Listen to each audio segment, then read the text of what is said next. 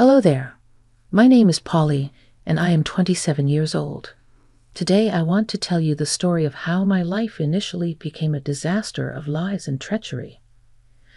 But I also want to show you how I managed to rise from this sea of lies and hate and get the revenge that I deserved on two people closest to me, my husband and my mother-in-law. I met him several years ago. Ralph was the most wonderful and charming person I ever met. He was charismatic, attentive, and smiled lovingly when he spoke to me. We fell in love almost immediately and married shortly after, thinking that love was the ultimate cure for any adventure. But of course, our relationship turned into an adventure, and not the fun kind. And this adventure's main villain was his mother, Martha. She hated me from the beginning. We should do a whole psychosocial research and study why mothers like her behave like this, because there are too many similarities. Ralph has been sending me his paycheck for the past 7 years, she told me, in front of him, on our wedding day. Does this sound like a betrayal to you? Because to me, it did. I begged him and begged him throughout the years to stop doing it, but he would always brush me off, saying that his mother was more important to him than the new family he was trying to build. I didn't do much to stop it, unfortunately. You might have questions about why that happened. When we got married, I was 20 years old. I was a kid, a silly, naive little girl who thought that one day my husband would just come to his senses and change because my love was supposedly that powerful. I was a fool. I didn't know any better, and unfortunately, I was too scared to stand up to both Ralph and Martha. They were a two. They were arrogant and hot-headed. It was a horrible combination. They were like a force of nature, evil and destructive, and it took me 7 years to figure that out. As years went by, the tension between Martha and me rose. She was always undermining me, letting me know that I was not welcome in her house or in her life, and that my presence was a privilege few other people ever received. I would attempt to speak to my spouse about my concerns, but each time he would spurn me, unconcerned that I was the recipient of this woman's verbal and emotional abuse. In my opinion, this made him an accomplice of the torture, and I could never absolve him either. That day, which turned out to be somewhat catastrophic, would transpire when Ralph was fired from being a temporary employee. An abrupt shift would take place when she carried out her animosity for the last time. While out shopping that day, she would ask, no, demand that I vacate as she swept our dwelling clean. According to her, the style that Ralph and I were residing in belonged to her, and thus I was her guest to leave. This event sealed my spirit's annihilation and forced me to inhabit a shelter. Really, Martha? You hate me that much? How can you kick me out of a house that isn't even yours? It's not that I hate you, darling. I simply don't care for you. Besides, after Ralphie lost his job, there's no way that he's going to be able to support you anymore. That's why I have to take over. This is my house, and in certain ways, it's been my house all along. What do you mean? It was only he and I living in the house, and now you want to disrupt the family dynamic and the household funds by moving in. And what do you mean it was always your house? How? How dare you? How can you speak to me in such a way? How dare you even question me? You stupid girl. You don't need to know the details of anything, considering you're no longer a resident here. Well, I suppose despising you is no bother now, since you're getting kicked out. Just wait until I tell Ralph all about your evil plan. I got out of the house and proceeded to call my husband. Thinking that he would help me was a big mistake. Hello, what's going on? You seem upset. Upset doesn't even begin to describe it, Ralph. Your mother kicked me out of the house the same day you lost your job. What? Why? It's been going on for years, Ralph. You've been giving her your entire salary without even considering our financial stability. I've been suffering in silence, hoping that you would change while she's been manipulating you. Don't say that. She's done no such thing. Someone who's been manipulated doesn't know they've been deceived until they wake up from their deception. And you, my dear husband, are still under her spell. I swear to God, Polly, if you continue to speak about my mother that way— What? You'll give her all of my money, too? You need to stop being so delusional and see that the way your mother is treating me isn't right. How can you sit there and not do anything? I'm your wife, damn it. Enough. It's no wonder why she kicked you out of the house. Excuse me. You hurt me. I won't stand for you disrespecting her and me this way. Now pack up all of your crap and get out of my mother's house right this instant. I couldn't believe what I was hearing. Did I transport myself to another dimension where treating your wife like a cockroach was a sign of love and affection? Certainly not, but why was he talking to me like this? Without saying a word, I returned to the house to find a smirking Martha, laughing and showing off that her new house was all hers, and that I was finally leaving her and her son alone. I thought it best to keep my mouth shut, and trust me, it took all the strength in my body to do so, and just pack my things silently so that I could leave without going to jail for what I might have done. As much as I was angry, I was also obviously hurt and confused. What sort of mother-in-law would treat her daughter-in-law this way? I sought refuge with a friend, nursing my wounds and gathering the scattered pieces of my life. The despair fueled a fire within me, a determination to seek retribution for the injustice I had suffered. I couldn't let Martha's actions go unanswered. I also couldn't let my stupid husband Ralph off the hook either. They both had to pay. My friend kept on telling me how I couldn't let these actions go unpunished. She was only fueling the fire further. And so I decided to return to the house to give that lady a piece of my mind. For the second time that day, I stood in front of Martha's house, my heart pounding with a mixture of nervousness and determination. It was time to confront her and make her face the consequences of her actions. As I stepped inside, a wave of memories flooded over me. This house had been a place of pain, of manipulation. But very soon, it would become a symbol of my victory. What are you doing here, Polly? You have no right to be in my house. Oh, I think you'll find that I do, Martha. After all, it was your actions that led me here. Martha's face contorted with surprise and disbelief. She had expected me to cower, to run away defeated. But little did she know, I had found my strength. You think you could just waltz in here and take what you want. You're nothing but a leech, Polly. No, Martha. I'm no longer the timid woman you could manipulate. I've grown stronger, and I've had enough of your games. You used my husband's salary to build this house, and now it's time for me to take control. If you think you can outsmart me, you are delusional. I had been manipulating people for the better part of my life. Martha, manipulation might have been a league of yours, but today things have taken a new turn. You underestimated me, and you underestimated the power of a woman whose end had begun, a woman pushed from all corners. The room became filled with tension as we exchanged words.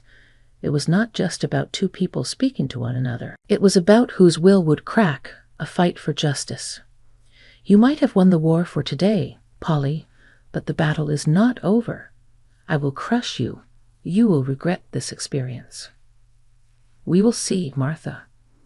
I have lived under your shadow for years, enduring your insane abuse, but today I will redeem my life, my happiness, and freedom. Your reign was over. Have yourself a day. With that being said, I left Martha, and she looked astonished. As I lived his house, full voices of victory song filled my heart. I was redefining a new future for my life. Although the journey ahead was difficult, I was no longer afraid. I was now stronger. I trust in karma, and I just found my new battle weapon. When I left the compound, I saw two contractors hammering a large red sign written auction on my mother-in-law front door signboard. I was asking myself if she was already auctioning the place again, hustled.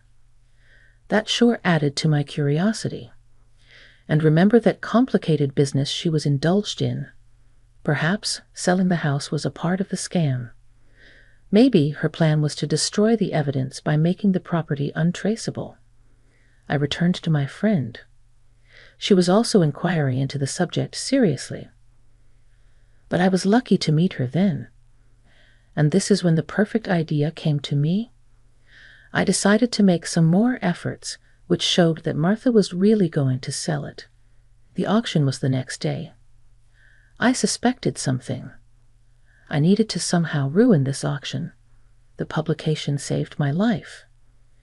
It was found that there was an advertisement about Martha's house. This revelation turned everything. I had to find a new goal. I had time until the next day. After analyzing the situation, I chose how much I would spend. I went to the room to remind Martha that I would be there tomorrow. She would not recognize me. But no one would recognize me. I felt different. I felt like I had grown and changed. But then the people who ruined my life called me. "Oh no, you're obsessed with all this. I told you not to come here. Why won't you listen? I'm so mad at you." "Yeah, well, the feeling is mutual, believe me. I'm here for the auction." They both gasped in unison. "Yep, I have every right to be here, just like everyone else.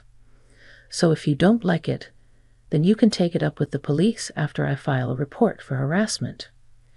"Huh? You think that you can buy this house? You must be out of your mind, sweetie." "Should I kick her out, ma?" "Don't bother, she's just embarrassing herself being here. Anyways, it's not like she can afford this place. We'll see about that." We both stormed off to our designated locations, and Martha was glaring at me. I kept my composure though, trying my best to fit in with the crowd. The atmosphere in the auction hall was electrifying as the binding soon began. I locked eyes with Martha and saw a glimmer of something that looked like defeat and triumph. Bidders eagerly took their places, their attention focused on the stage where the prized house was going to stand. I felt my heart thumping in my chest, a mixture of nervousness and a determination to win.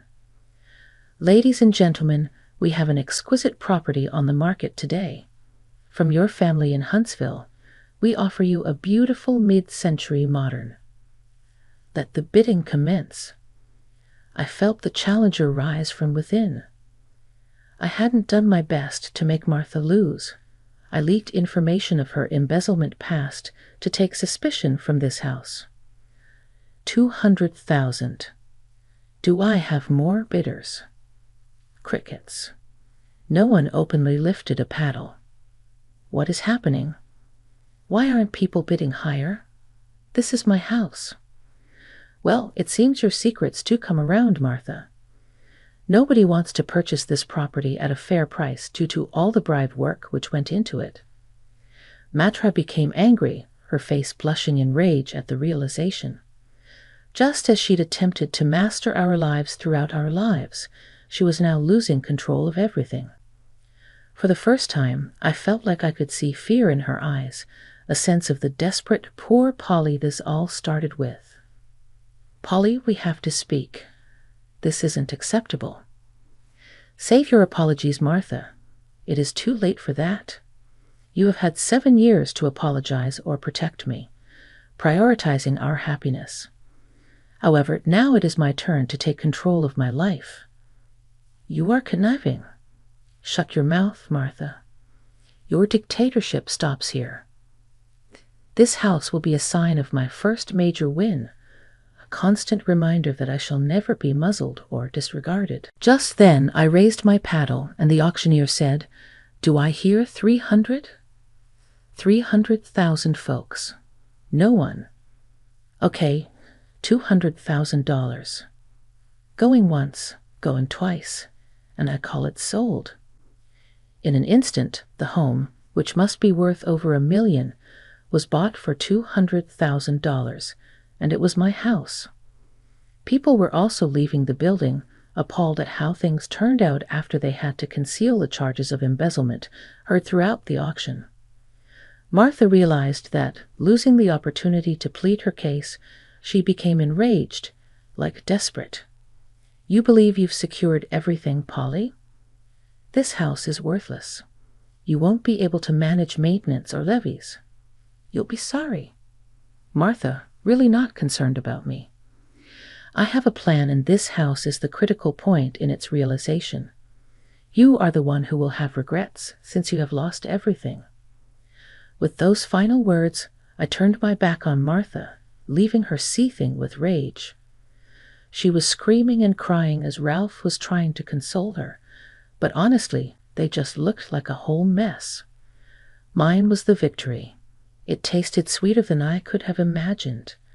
As I was walking away from our confrontation, I felt as if a huge burden was lifted off my shoulders. I had regained my power, had broken free from her manipulative tentacles. Ralph came up to me. His face was filled with regret, but I just stood there, cold and emotionally unavailable for him to be able to win my trust back. "It's all over, Ralph," I said in a calm voice. "I will not be playing this toxic game as your pawn ever again. You and I are through. I will send you the divorce papers once I move into my new apartment with your lawyer as well. But where will we live? You need to worry more about the embezzlement charges now than about living conditions, because you too might as well live in jail if you keep denying the existence of your business. Polly, your best friend, can't do anything either." "Polly, no. Why are you doing this? Gone too far at this point. Have a good life, Ralph, and make your mom realize that anger is not her best color." After my words, Martha seemed to start screaming again. She was mad as hell, and I was having the time of my life. She would get over the embezzlement charges somehow. At this point, it didn't matter whether they were true or not. Her reputation was ruined. People saw a dangerous, unstable woman on the news and wanted no part of her public outburst. However, with my head held as high as possible, I walked away from the decay of what was left of my past. Because of that encounter, this was a life-changing day. It was a day of clarity and strength for me. I am aware that life will be difficult, but I am ready to take it on with more power than I have had in many years. Although vengeance got me here, self-empowerment and happiness will take me where I need to be. Vengeance's aftermath permanently impacted all of our lives. As the victor, I now possessed Martha's house, the home from which she had banished me. I knew it was an ironic success, and I felt her spirit close to me. I dedicated my entire self to constructing a new way of living in which I had control over my future. I began a small trade selling garments that had been crocheted, so much of my heart woven into every stitch. My work grew swiftly as the people of town wanted my creations. My business, too, expanded, and I began investing in different buildings. Martha and Ralph's old building was available for sale, and I purchased it. Their new property was a reminder of their sin, their fall from God, and how our little town had abused them. They'd contact me on occasion, pleading to come by and take a hot shower in my place, but I'd decline. "I couldn't believe it went to hell this way, Polly," Ralph would express. "So much time in sin and vice, and it all simply crumbles. This isn't what it should be. Unfortunately, this is just what happens when one is too selfish and greedy. You ought to defend me when I need it. You ought to have told your mom it isn't right." It all tumbled down like a snowball with great momentum, vigor, and splendor until their life had shattered. The whirlwind went on, and their trial was just starting, uncovering all the suspicions of fraud that were catching fire up nighted. Everyone knew of the deceit they brought upon our town, expecting more dark news. The weight of their wrongdoing rested in me. By consuming them, leaving emptiness sometimes delivers an impressive impression. Eventually, Martha dialed me up. "I've lost it all, Polly. My child hates me. You can't trust me. The town can't trust me. I'm dead broke. Please save me. This time has been a long time coming. Martha, you will get what you deserve, good or bad." The people hailed me, explained the syndicated impression for my compassion and accomplishment attracted followers. However, their joint remembrance could use some work. Seeking revenge was the catalyst that got me moving, but my own endurance brought me genuine emotion. I could see the home I had but had not yet furnished, a symbolic finale. I was still a product of the past, but I was not my past. Discriminators would always be and not be a part of me. My bitter, extended sun removal stood before me each morning till Shah.